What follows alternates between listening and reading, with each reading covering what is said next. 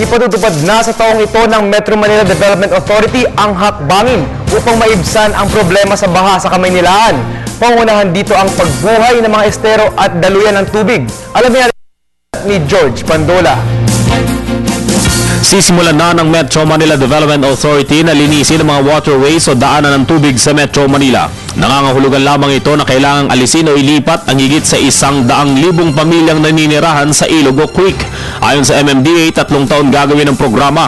10 bilyong piso kada taon ang inilaan para dito. Sila na rin po yung lumalapit sa amin na ang kanila po mga waterways ay nagbabara at nagiging dulot nga ng ating pagbabaha sa Metro Manila. Every now and then, ginagawa natin ito, pero bakit may mga barangay pa rin na talaga? Ay meron po tayo kasing mas malaking gagawin. Aalisin natin ang ating po mga informal settlers sa ating kailugan. So that's one big thing that we have to do in the next 3 years.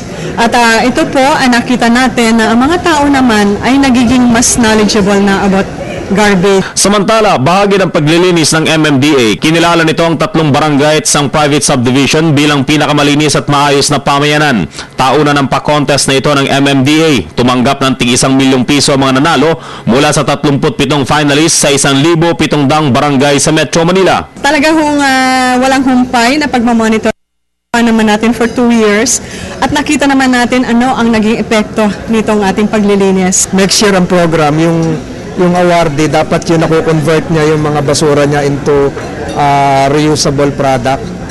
Hindi ko rin napasalamatan kanina yung Muntinlupa, sila yung nagsimula ng plastic ban, nanalo sila ng Galing Po Award ngayon. So marami ng mga cities na may plastic ban. So next year ang i-aspire natin ay yung mga basura mo, i-convert mo into another item, bags o kung ano man. 7 buwan tumagal ang pa-contest ng MMDA. Para sa Telebisyon ng Bayan, George Bandola.